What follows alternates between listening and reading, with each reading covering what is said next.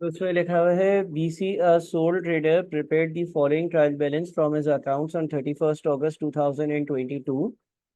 सबसे पहले आपकी परचेजेस हैं 1,20,000, उसके बाद sales revenue 231,500, sales return 3,600, inventories at 1 September 2021 यानी कि opening inventory 11,100, capital 1,119,000, bank 4,100, non current assets at cost premises 98,000, machinery 58,000, provision for depreciation of non current assets 28,400,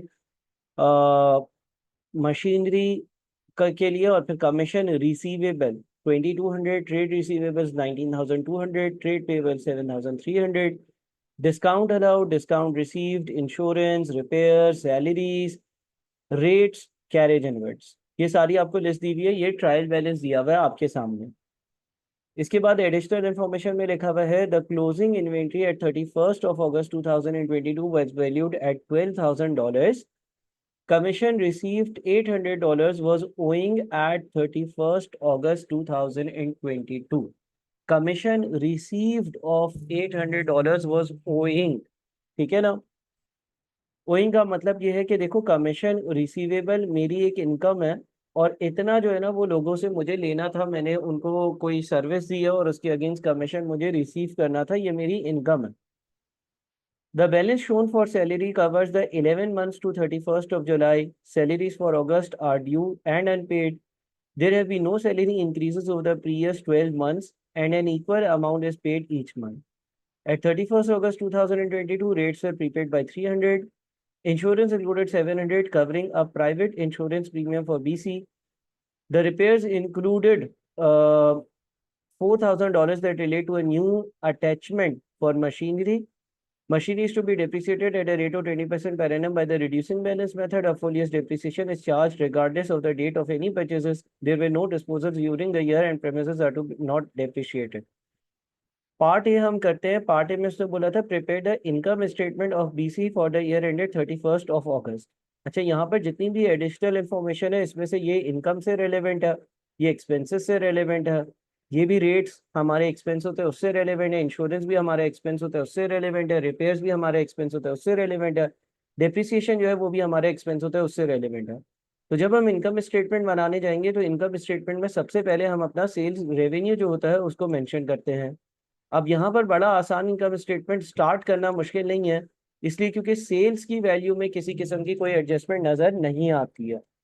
यानी कि जब हम अपना इनकम स्टेटमेंट स्टार्ट करते हैं तो हम सबसे पहले सेल्स लिखते हैं, सेल्स में से हम कॉस्ट ऑफ गुड्स सोल्ड को माइनस करते हैं, इस तरह से चल रहे होते हैं। और यहाँ पर अगर हम देखते हैं तो हमारे जो सेल्स है उसमें तो किसी किस्म की कोई एडजस्टमेंट नहीं है। तो सबसे पहली चीज़ जो हम लिख देंगे वो है हमारा सेल्स रेवेन्यू। ठीक है जी। सेल्स रेवेन्यू हमारे पास यहाँ पर कितना मेंशन्ड है, अगर आप जो डेटा दिया हुआ है ट्रायल बैलेंस में उसको देखते हो तो 231,500 का सेल्स रेवेन्यू हमें यहाँ पर मौजूद है, दिया हुआ है।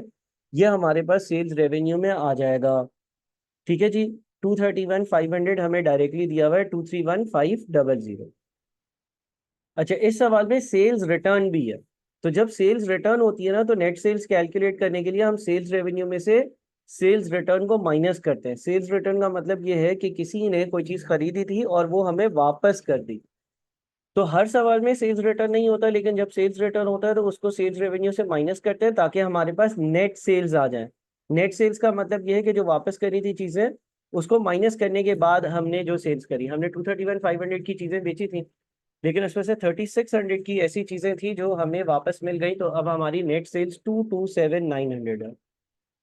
इसमें से हम प्रॉफिट एंड लॉस अकाउंट बनाने के लिए लेस करते हैं cost of goods sold. Cost of goods sold यानी कि जो चीजें बेची हैं उसकी कॉस्ट। इसमें सबसे पहले आ जाता है हमारे पास ओपनिंग स्टॉक। अब यहाँ पर अगर हम ओपनिंग स्टॉक देखेंगे, स्टॉक को हम लोग इन्वेंट्री भी बोलते हैं, और हमारे पास जो ओपनिंग स्टॉक की वैल्यू यहाँ पर दी हुई है वो दी हुई है 11100, 11100। ओपनिंग स्टॉक में हम ऐड करते हैं परचेजेस की वैल्यू, यानी कि जो चीज़ें हमने खरीदी हैं, परचेजेस जो हमने करी हैं वो 120,000 है। अगर कोई कैरेज इनवर्ट्स है, अगर कोई कंपनी का कैरेज इनवर्ट्स है, किसी भी सवाल में कैरेज इनवर्ट्स है तो वो परचेजेस में शामिल होता है, वो यहाँ पर कॉस्ट ऑफ गुड्स सोल्ड की वर्किंग में आता है। हर सवाल में कैरेज इनवर्ट्स तो जरूरी नहीं है। कैरेज इनवर्ट्स का मतलब ये होता है कि चीजें लेकर आने के लिए जो आपने ट्रांसपोर्टेशन के लिए पैसे पे करे होंगे, कोई डिलीवरी चार्जेस पे करे होंगे, या आपने जो चीजें खरीदी हैं उसको लेकर आने के लिए अपने प्रेमिसेस तक जो पैसे पे करे होंगे, इसको हम कैरेज इनवर्ट्स भी कहते हैं, इसको हम फ्रीट इनवर्ट्स भी कहते हैं, इसको हम ट्रांसपोर्टेशन कॉस्ट भी कहते हैं।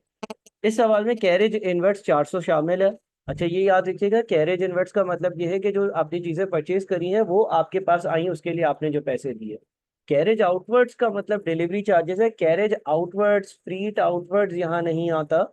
यहाँ पर कैरेज इनवर्ट्स वाला एक्सपेंस आता है। कैरेज इनवर्ट्स यानी कि चीजें जो आपने परचेज करी हैं वो अपनी प्रेमिसेस पे लेकर आने के लिए जो आपने पैसे पे करे हो वो। ठीक है, तो बिल्कुल आपने ये एक कॉस्ट पे करी होती है जिससे आपकी प्रेमिसेस पर चीजें पहुंची होती हैं। अच्छा जी, इन सबको ऐड कर दिया, 131,500 आ गया।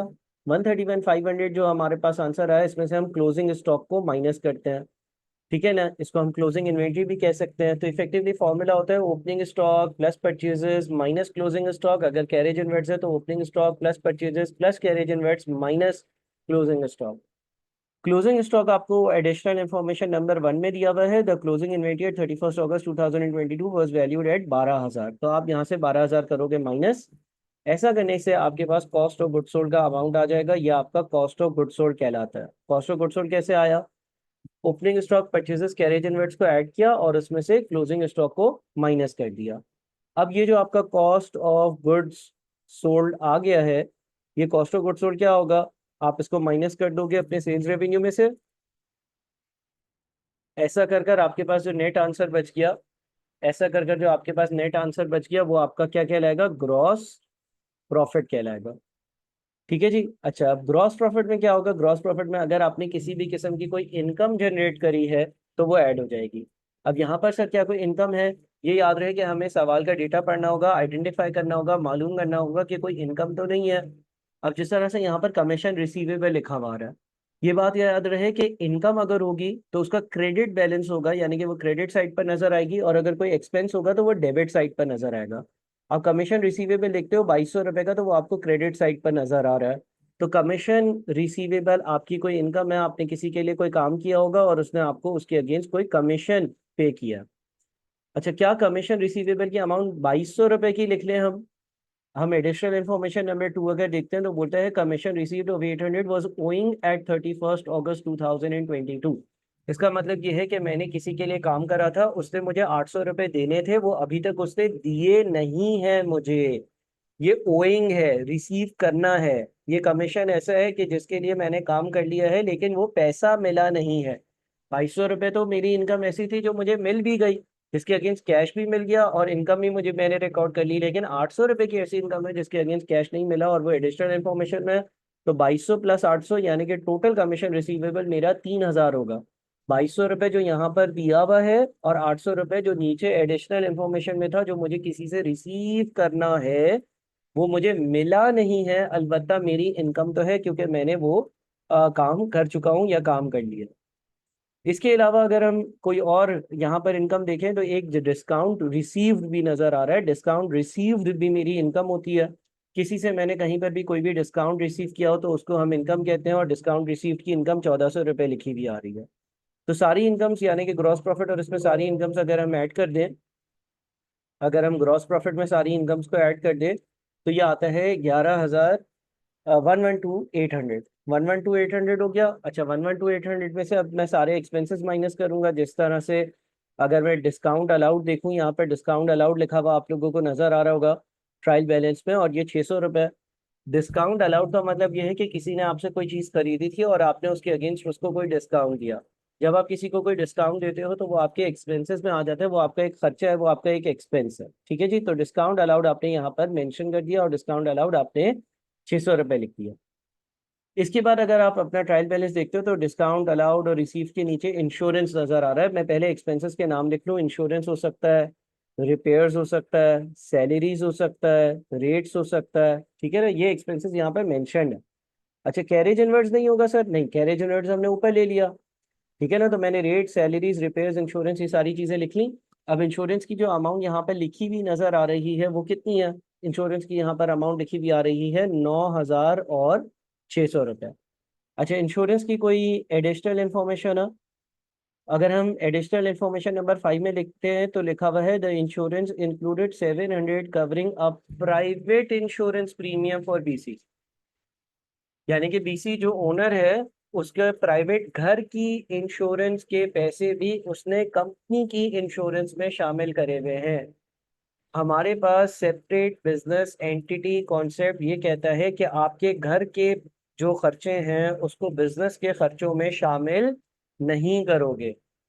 तो यहाँ पर ये जो ऊपर इंश्योरेंस की अमाउंट है उसमें से 700 रुपये तो इसके घर के इंश्योरेंस के शामिल है एज पर पॉइंट नंबर 5, तो वो हमें माइनस करने पड़ेंगे। बिजनेस का इंश्योरेंस का एक्सपेंस 9,600 नहीं है बल्कि 8,900 रुपये बनता है। फिर आ जाते हैं रिपेयर्स पर। रिपेयर्स यहाँ पर 12,400 मेंशन्ड है।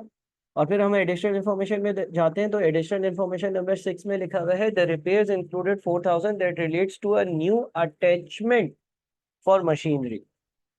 देखिए, कोई आपके पास मशीन है, उस मशीन में कोई आपने बहुत बड़ी अटैचमेंट लगाई है, मिसाल के तौर पर एक मशीन को मजीद बड़ा कर दिया, मिसाल के तौर पर मशीन में कोई किसी किस्म का एक सिग्निफिकेंट इम्प्रूवमेंट ले आए, मिसाल के तौर पर आपके पास लेट से 2 डब्बे वाली ट्रेन थी, उसके पीछे एक और ट्रेन लगा ली, एक और ट्रेन का डब्बा लगा लिया।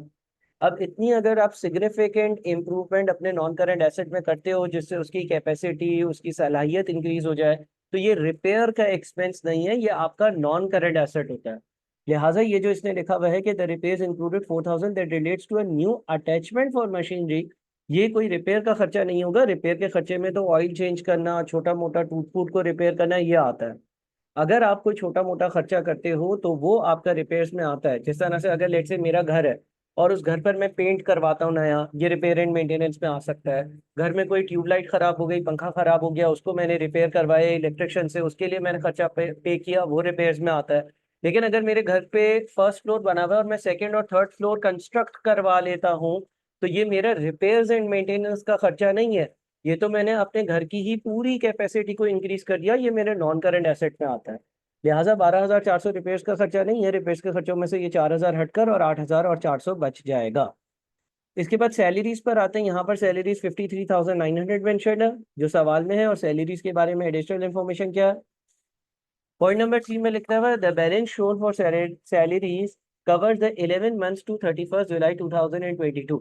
जो ऊपर सैलरीज का बैलेंस दिखाया गया है उसमें 11 महीनों की सैलरी शामिल है 31 जुलाई 2022 तक। Salaries for August 2022 are due and unpaid. 2022 अगस्त की सैलरी अभी आपने पे नहीं करी है। There have been no salary increases over the previous 12 months and an equal amount is paid each month. अच्छा, अब देखिए, हमें इनकम स्टेटमेंट जो बनाना है वो 31 अगस्त 2022 तक बनाना है।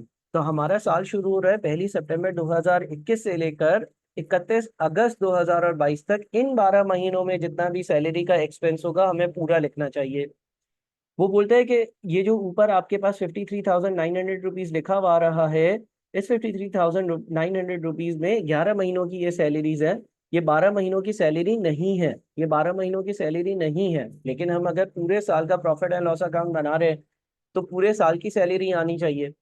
तो मैं करता ये हूँ कि 53,900 को 11 से डिवाइड करता हूँ। जब मैं 53,900 को 11 से डिवाइड करूंगा तो मुझे पता चल जाएगा कि एक महीने की सैलरी 4,900 रुपये है, और मुझे यहाँ पर 12 महीनों की सैलरी इसको अपने प्रॉफिट एंड लॉस अकाउंट में इंक्लूड करना है, तो मैं 12 से मल्टीप्लाई करता हूँ। अगर वो मुझे ये कहता है कि अगस्त की सैलरी पे नहीं करी गई तो ये एक अलग बात है, उसकी एक लायबिलिटी शो होगी। लेकिन एक्सपेंसेस में हमेशा याद रखो पूरे साल के एक्सपेंस जाते हैं, चाहे वो पे हुए हो चाहे वो पे ना हुए हो। तो अगर 11 महीनों की सैलरी यहाँ पर 53,900 है, मुझे मेरे प्रॉफिट एंड लॉस अकाउंट में पूरे 12 महीनों की सैलरी को शामिल करना होगा। तो मैं 53,900 को 11 से डिवाइड कर और 12 से मल्टीप्लाई करूंगा, और ये 58,800 बनेगा। मैं वापस से पढ़ता हूँ। उससे लिखा हुआ था balance sheet for salaries covers the 11 months to 31 जुलाई 2022। ये 11 महीनों की सैलरी है। Salaries for August 2022 are due and unpaid, इसमें अगस्त की सैलरी शामिल नहीं है।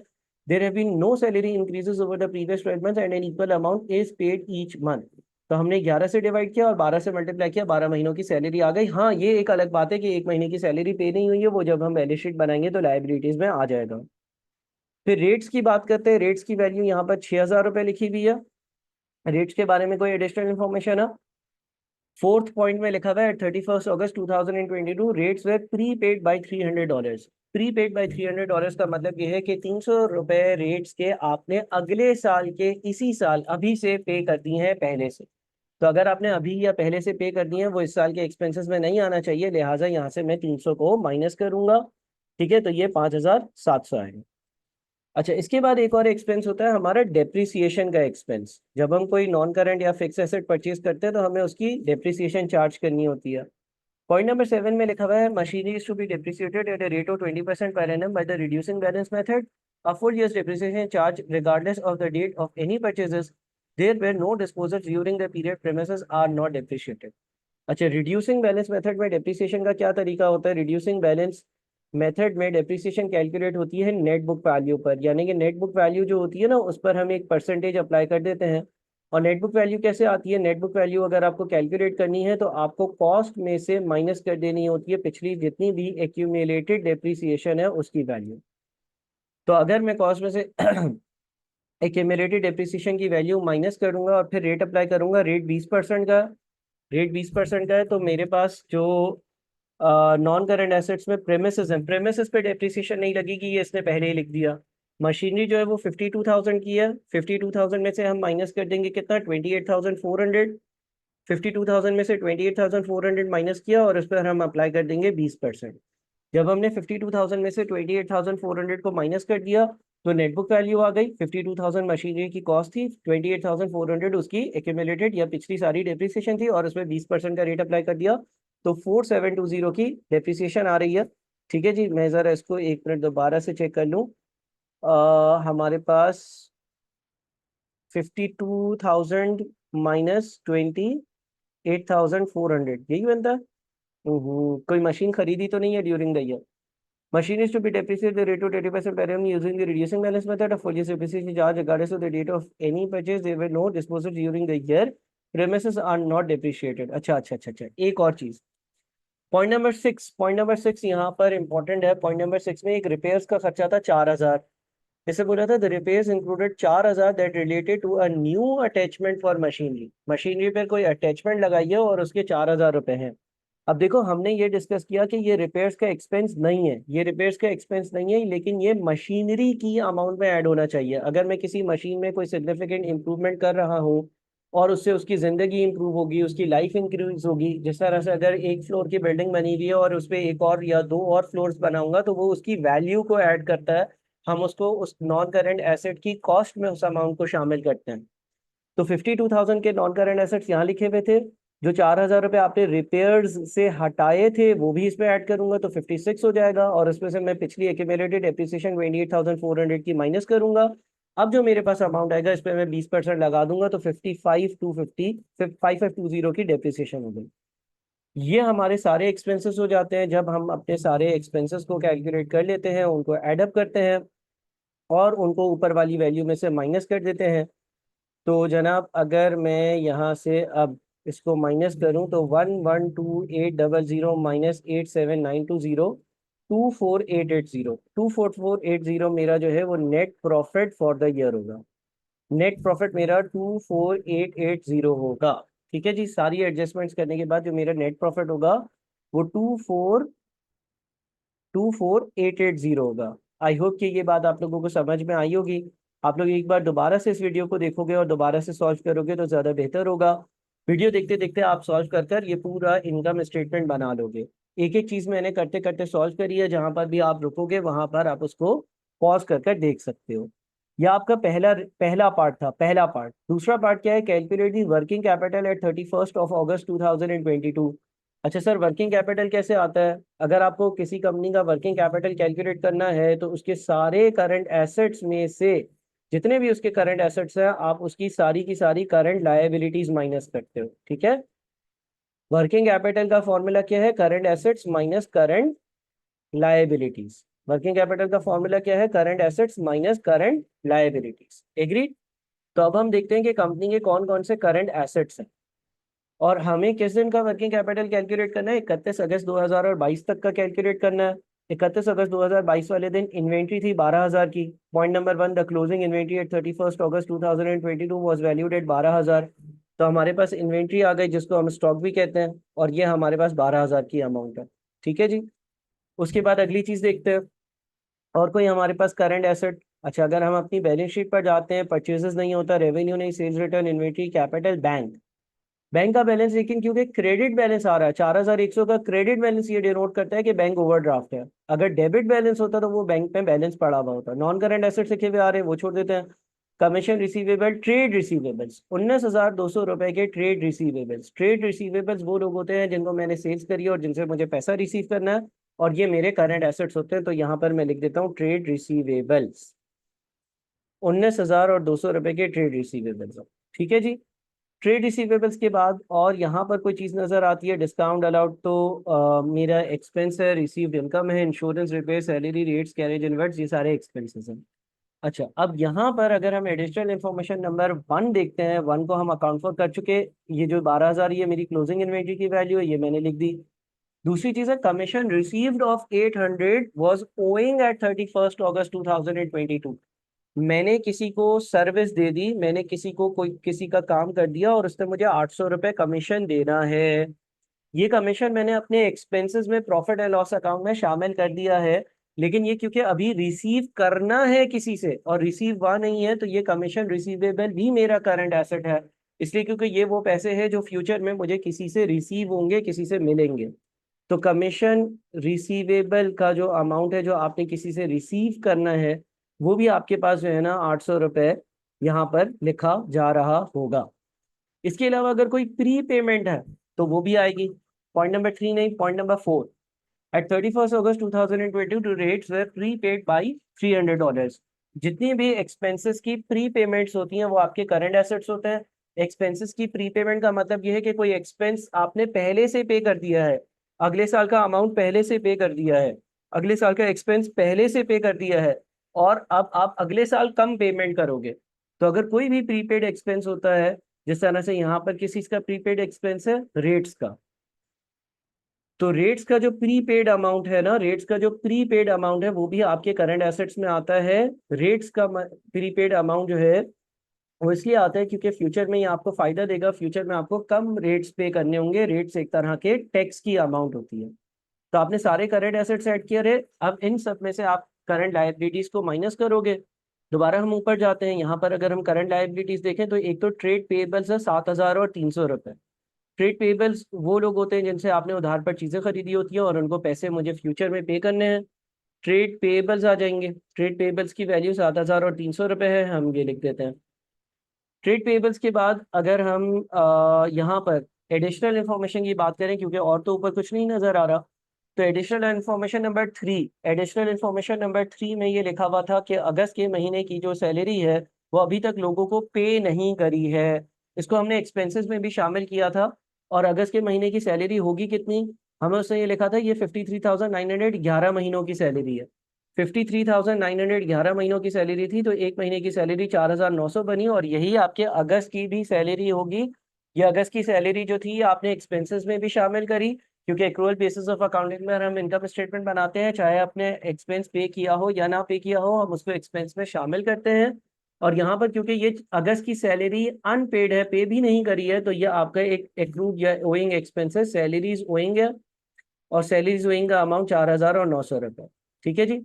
इसके अलावा इंश्योरेंस की अमाउंट 700, ये तो घर का एक्सपेंस था। अच्छा, रिपेयर्स 4,000, ये हमने एसेट्स में इंक्लूड कर दिया, डिप्रिसिएशन चार्ज कर दी। अच्छा, यहाँ पर अगर हम मजीद देखें तो बैंक का क्रेडिट बैलेंस आ रहा है। बैंक का क्रेडिट बैलेंस क्या होता है? बैंक का क्रेडिट बैलेंस मतलब बैंक में नेगेटिव बैलेंस। बैंक में नेगेटिव बैलेंस यानी कि बैंक का ओवरड्राफ्ट, और बैंक का जो ओवरड्राफ्ट होता है वो आपकी लायबिलिटी होती है। तो बैंक ओवरड्राफ्ट आएगा यहाँ पर, बैंक ओवरड्राफ्ट आएगा यहाँ पर, और वो कितना आ रहा है बैंक ओवरड्राफ्ट की वैल्यू है 4,100 रुपये। तो ये आपके पास करंट लायबिलिटीज आ गई। अब अगर हम करंट लायबिलिटीज को देखते हैं, अगर हम करंट लायबिलिटीज को देखते हैं तो ये 16,300, और आपका जो वर्किंग कैपिटल होगा जो कि current assets minus current liabilities से आता है, वो आ जाएगा 32,300 माइनस 16,300, यानी कि यहाँ पर बच रहा है कितना, 16,000। ठीक है जी। यह आपका पार्ट नंबर बी था। अच्छा, यहाँ पर एक सवाल आया, sir why are you dividing salaries with 11 months, why not 12 months? देखो जी, मैं यहाँ पर वापस से बता देता हूँ आपको सैलरीज के साथ क्या हुआ है। देखो उसने लिखा हुआ था the balance shown for salaries covers the 11 months to 31st of July 2022। उसने ये बोला कि यहाँ पर ये जो सैलरीज लिखी हुई आ रही हैं, ये जो यहाँ पर सैलरीज मेंशन है, ये 11 महीनों की सैलरी है, 31 जुलाई 2022 तक। अच्छा, सबसे पहले मुझे ये बताओ, हम अपना जो इनकम स्टेटमेंट बना रहे हैं वो कब से कब तक का बना रहे हैं? सर, हम जो अपना इनकम स्टेटमेंट बना रहे हैं वो 1 सितंबर 2021 से लेकर 31 अगस्त 2022 तक का बना रहे हैं। जो हम अपना इनकम स्टेटमेंट बना रहे हैं वो 1 अगस्त 2021 से लेकर 31 अगस्त 2022 तक का बना रहे हैं। अब इसका मतलब ये हो गया कि इनकम स्टेटमेंट में पूरे 12 मंथ्स की सैलरी शामिल होनी चाहिए, चाहे वो आपने पे करी हो या आपने पे नहीं करी हो, लेकिन सैलरी 12 के 12 महीनों की यहाँ पर शामिल होगी। इसने क्या लिखा हुआ था? The balance shown for salaries covers the 11 months to 31 of July 2022। इसका मतलब इसने ये लिखा था कि ये जो 53,900 यहाँ पर नजर आ रहा है, ये 11 महीनों की सैलरी है, और ये 11 महीने 31 जुलाई जुलाई 2022 तक के। इसका मतलब ये जो आपको 53,900 दिया हुआ था, ये 53,900 कब से कब तक का था?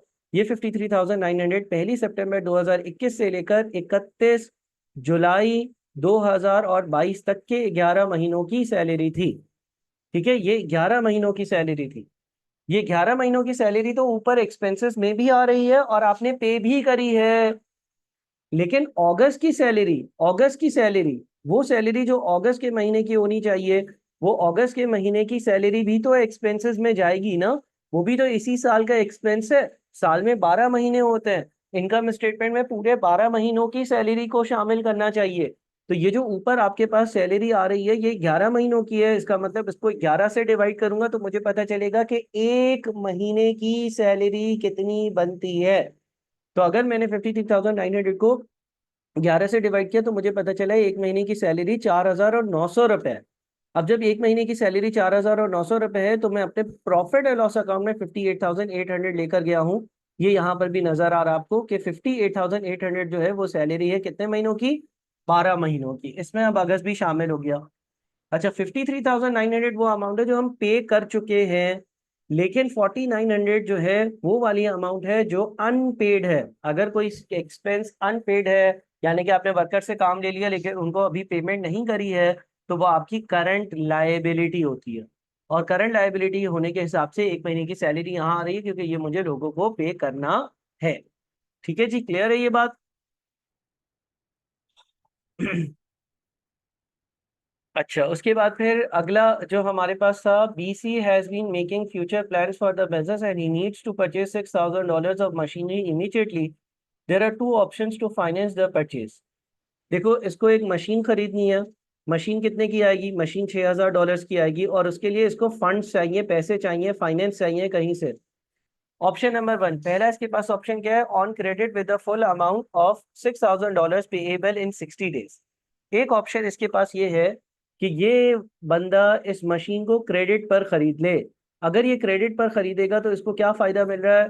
कंपनी जिससे भी ये क्रेडिट पर खरीद रहा है, वो इसको कह रही है कि तुम 60 डेज के बाद पेमेंट कर देना, यानी कि 2 महीने बाद पैसे दे देना, कोई मसला नहीं है, तुम्हारे पास आज पैसे नहीं है, मशीन ले जाओ, लेकिन 60 डेज में पैसे हमें वापस पे कर देना।